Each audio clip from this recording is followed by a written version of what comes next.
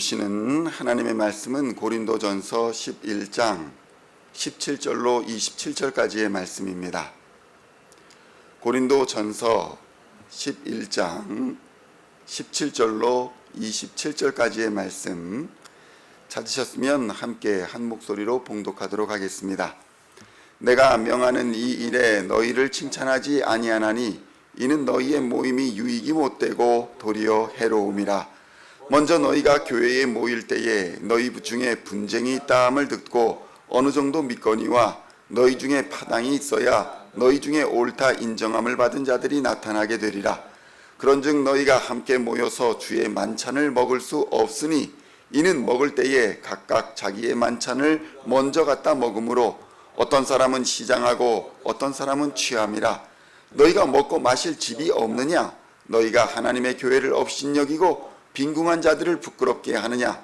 내가 너희에게 무슨 말을 하랴? 너희를 칭찬하랴? 이것으로 칭찬하지 않노라.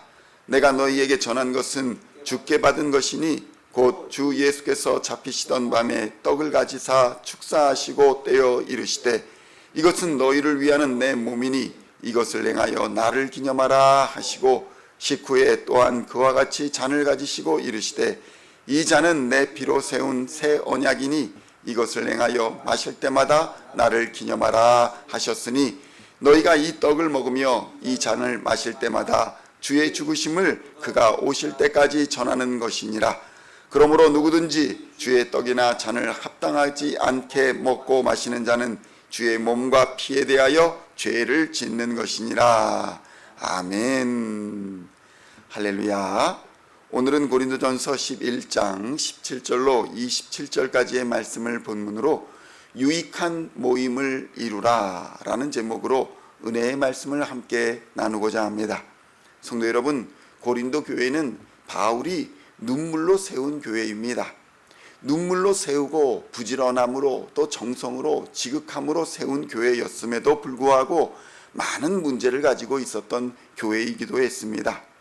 바울이 자식과 같이 아끼던 교회였음에도 문제를 피할 수가 없었다는 것입니다. 그런데 성도 여러분, 그렇게 아끼며 세운 공동체인데 그런 교회가 바울을 비난하기도 하고 의심하기도 하였으며 때로는 바울을 향해서 섭섭함을 나타내기도 한 교회, 그런 교회가 바로 고린도 교회였습니다. 신약시대의 위대한 지도자 중에 한 사람인 바울로부터 직접 말씀을 전해 듣고 가르침을 받은 교회였음에도 불구하고 이 교회도 해결되지 않는 문제점들이 여전히 있었다는 것입니다.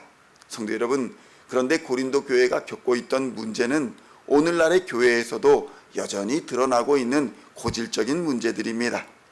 부도덕함과 파당과 분열의 모습은 고린도 교회의 상징적인 모습으로 여겨지고 있고 오늘날의 교회에서도 피할 수 없는 문제들로 여겨지고 있는 것입니다. 사실 고린도는 매우 부유하고 상업적인 도시였습니다. 또한 항구 도시였습니다. 그래서 이 지역에는 필연적으로 다양한 민족들이 섞여 살았습니다. 그래서 문화도 다양했습니다. 여러 민족들의 풍습과 언어 그리고 그들의 종교가 있었던 것입니다. 이러한 모습은 상업적인 활동에 매우 유리했습니다. 사람들은 서로의 풍습과 종교에 뒤섞인 삶을 살았습니다. 고린도에서 발굴되는 유적을 보면 2만 명이 넘게 들어가는 극장이 있었고 또 여기서 오늘날의 올림픽과 같은 경기가 열렸으며 또 유명한 행사들도 이곳에서 자주 열렸습니다. 이 지역의 대표적인 신이 바로 미의 여신이라 불리는 아프로디테의 신전입니다.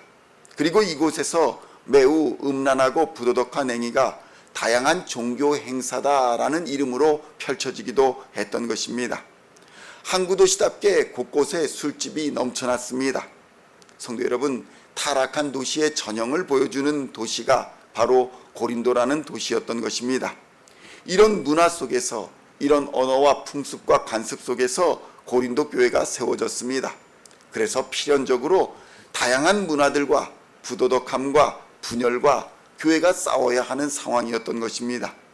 그런데 이것은 무엇을 우리에게 알려줍니까? 결국 교회는 세상 속에서 세워지는 것이고 세상 속에서 빛과 소금의 역할을 감당해야 한다는 것을 보여주는 것입니다. 그렇기 때문에 이러한 문화와 풍습, 대결하는 모든 것들과 직면하고 그것들을 이겨야 한다는 숙제를 가지고 있다는 것을 우리에게 보여주고 있는 것입니다. 그러기에 성도 여러분, 어떤 교회도 이런 영적 전쟁을 피할 수가 없는 것입니다. 그리고 반드시 이겨내야 하는 것입니다. 고린도전서 11장 17절로 22절까지의 말씀을 함께 봉독하겠습니다. 내가 명하는 이 일에 너희를 칭찬하지 아니하나니 이는 너희의 모임이 유익이 못되고 도리어 해로움이라. 먼저 너희가 교회에 모일 때에 너희 중에 분쟁이 있다 함을 듣고 어느 정도 믿거니와 너희 중에 파당이 있어야 너희 중에 옳다 인정함을 받은 자들이 나타나게 되리라. 그런즉 너희가 함께 모여서 주의 만찬을 먹을 수 없으니 이는 먹을 때에 각각 자기의 만찬을 먼저 갖다 먹음으로 어떤 사람은 시장하고 어떤 사람은 취함이라. 너희가 먹고 마실 집이 없느냐? 너희가 하나님의 교회를 업신여기고 빈궁한 자들을 부끄럽게 하느냐? 내가 너희에게 무슨 말을 하랴? 너희를 칭찬하랴? 이것으로 칭찬하지 않노라. 아멘. 성도 여러분, 주의 성찬이 무엇입니까? 주의 성찬은 예수의 십자가로 말미암아 예수 그리스도와 한 몸을 이루고 교회의 성도들과 함께 예수를 머리로 한 몸을 이루었음을 보여주는 대표적인 기념행위가 바로 주의 만찬입니다. 이를 통해서 다양한 문화나 인종이나 어떤 것도 차별 없이 그리스도 안에서 한 몸이 됨을 우리에게 가르쳐주는 것, 그것이 바로 주의 성찬인 것입니다. 그런데 이 성찬을 욕되게 하고 있었다는 것입니다. 먼저 가져다 먹고 먼저 가져다가 취하며 주의 몸을 부끄럽게 하고 있었다는 것입니다. 성도 여러분, 한번 생각해 보십시오. 우리가 만약에 10층이나 20층 아니면 그보다 더 높은 건물 위에 올라가서 점프를 한다면 중력의 법칙을 이기지 못하고 땅에 떨어져 죽게 될 것입니다. 살 수 있는 방법은 무엇입니까? 중력의 법칙보다, 자연의 법칙보다 더 강력한 법칙이 필요한 것입니다. 마치 거대한 낙하산의 도움을 받는다든지 아니면 비행기를 타고 있다든지 그런 중력의 법칙을 이기는 공기역학적인 어떤 힘이 작용을 해야 필연적으로 빌딩에서 떨어지는 그 자연의 법칙을 이길 수가 있는 것입니다. 성도 여러분, 이것은 그 사람에게 중력의 법칙이 작용하지 않는다는 말이 아닙니다. 그것보다 더 강력한 법칙이 작용하게 하여서 그 중력의 법칙을 이기게 한다는 것입니다. 그런데 이것이 바로 신앙의 법칙입니다.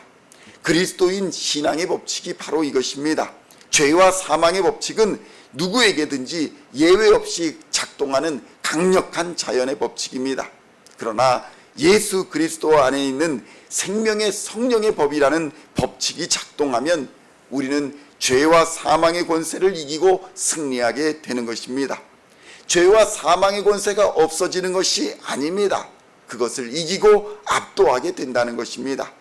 이것의 증거가 바로 예수 그리스도의 십자가와 부활의 사건인 것입니다. 그리고 우리가 그 생명의 성령의 법에 속하였음을 증언하는 행위가 바로 성만찬의 행위인 것입니다. 고린도전서 11장 23절로 27절의 말씀을 함께 봉독하겠습니다. 내가 너희에게 전한 것은 주께 받은 것이니 곧 주 예수께서 잡히시던 밤에 떡을 가지사 축사하시고 떼어 이르시되 이것은 너희를 위하는 내 몸이니 이것을 행하여 나를 기념하라 하시고 식후에 또한 그와 같이 잔을 가지시고 이르시되 이 잔은 내 피로 세운 새 언약이니 이것을 행하여 마실 때마다 나를 기념하라 하셨으니 너희가 이 떡을 먹으며 이 잔을 마실 때마다 주의 죽으심을 그가 오실 때까지 전하는 것이니라. 그러므로 누구든지 주의 떡이나 잔을 합당하지 않게 먹고 마시는 자는 주의 몸과 피에 대하여 죄를 짓는 것이니라. 아멘. 성도 여러분, 우리는 지지난 밤에 송구 영신 예배에 새해를 맞는 그 순간에 주의 만찬을 열고 성찬식을 함께 거행했습니다. 2025년 한 해를 예수 그리스도의 생명의 성령의 법을 했다라는 결단이며 우리의 육체를 이제는 자랑하지 않겠습니다. 이제는 주의 몸된 교회를 자랑하겠습니다. 십자가 복음을 자랑하겠습니다. 예수의 이름으로 하나가 되어 세상을 이기겠습니다 라는 결단을 보인 것입니다. 성도 여러분, 그것이 바로 주의 성찬입니다. 성도 여러분, 능력도 권세도 모두 하나님께 있습니다. 그러므로 당연히 승리도 우리 하나님께 있는 줄로 믿습니다. 그 하나님께서 내가 너를 도우리라 라는 말씀을 우리에게 2025년의 말씀으로 주셨습니다.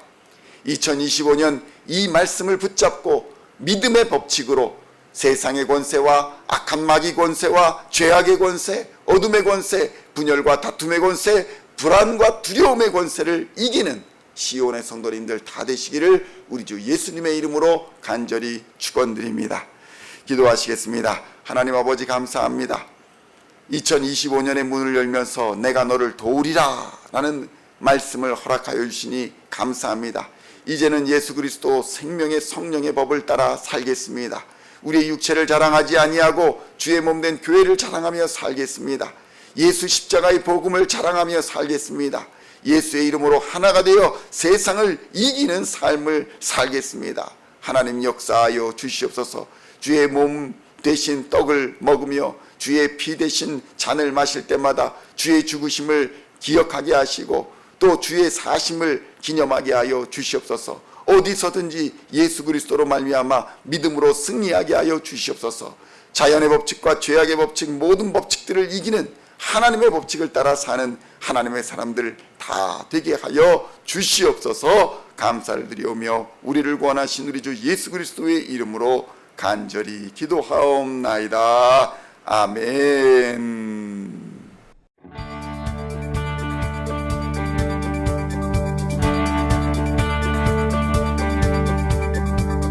Singing songs of thy praise, we are coming to you, dancing before